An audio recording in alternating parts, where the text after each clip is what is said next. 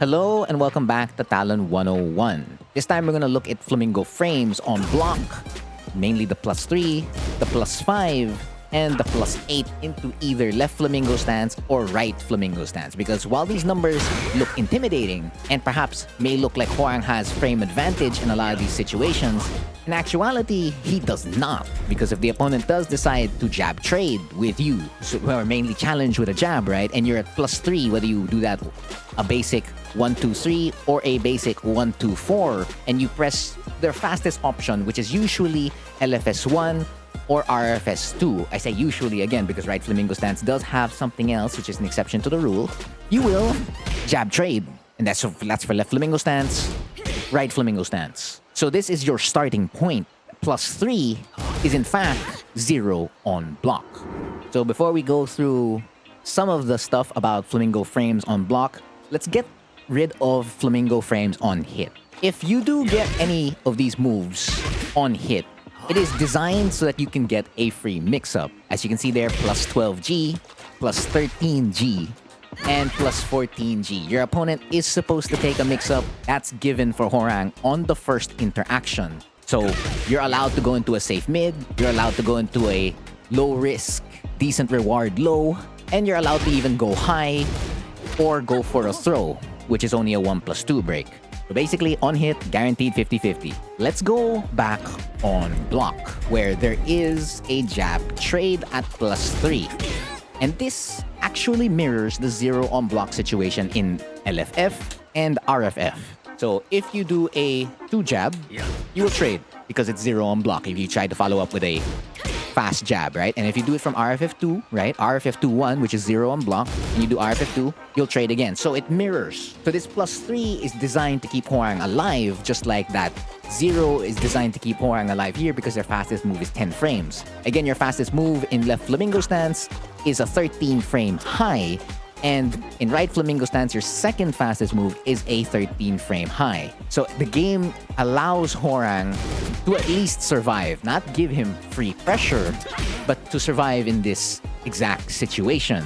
Now, there are a couple of ways you can go around someone potentially just jabbing you, right? And like go for a jab trade. So if you were in a regular stance, in left foot forward or right foot forward, after a 0 on block situation, you can move. So that's sidestep left, that's sidestep right. And of course, you can backdash, most especially if that was at max range of the standing 2, and you can make it whiff. And of course, most importantly, since it's a high, you can duck it, right? Because it's a high.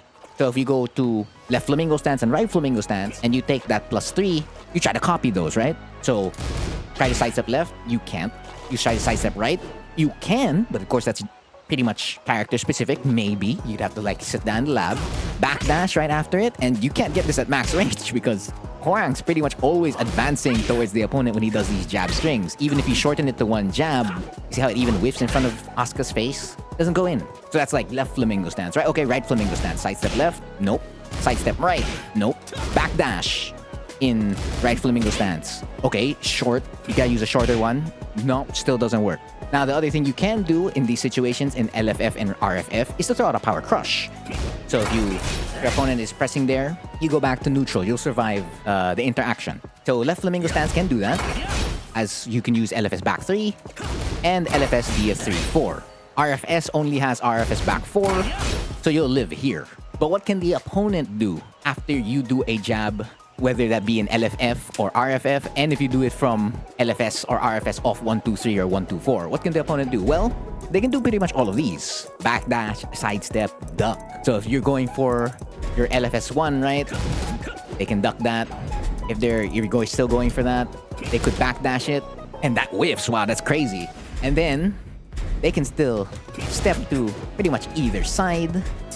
And then since this move is a jab, you can still parry it, sabaki it, and they can still throw out a Powercrush if they so please. So it's balanced. So it's not that much of a risk. Well, the risk is more on Hwoarang's side because again, you're entering a stance where you can't block and you have to solve a lot of your problems based with buttons because the opponent can do all of this and then we still add to the punishment list of like what button the opponent can press, and there's still way more things here. And you're limited to the number of options you have in Flamingo. So you have the whole kit in LFF and RFF to work around based on what the opponent is doing.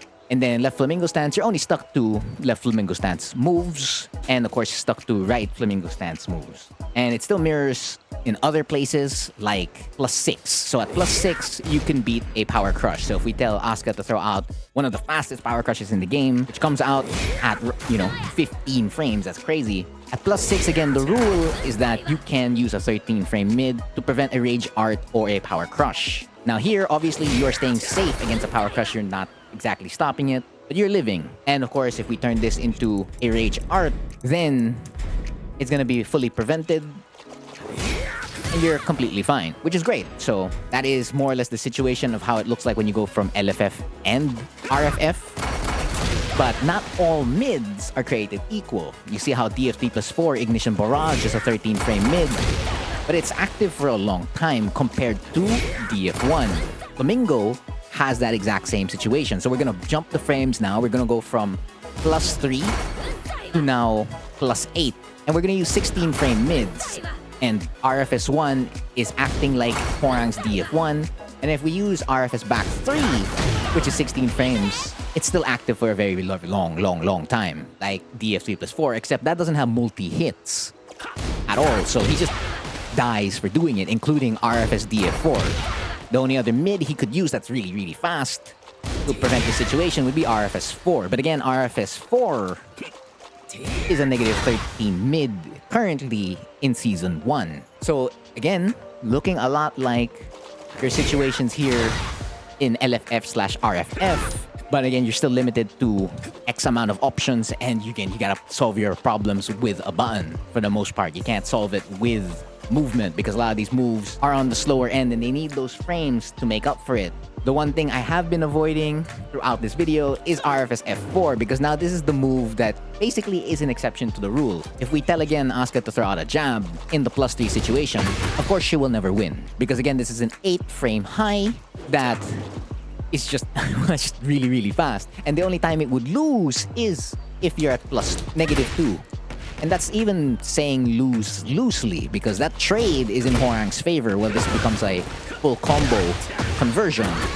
And if the wall's right there, you can pop heat and all that kind of stuff. So it's Hwoarang favored. And -2 is basically where you start for RFS F4. So something like up forward 4 here is not that bad to Hwoarang because right parabellum kicks or RFS F4 exists.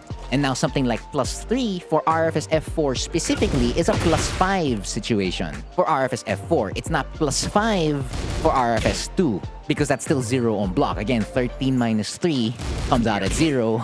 The +3 on top of 8 frames goes higher and higher if you start from -2 and say that's 0, and then you go -1, +1, 0, +2, +1 equals +3, so on and so forth. So a lot of the right Flamingo situations now, a lot of those +5s are covered by Hwoarang's RFS F4. Even the +8, but then there would be lesser reason to go for RFS F4 at +8 because that's when you get access. You finally get access to your mids because you cannot use those mids at +5. It does not trade with an opponent's jab. I don't know if this video made any sense. I hope it did and probably shed some light on like Hwoarang's frames in Flamingo and like why the frames work like that to begin with. So if the frames aren't like this, Hwoarang basically will have a harder time using Flamingo and would only be able to get something if it was on hit.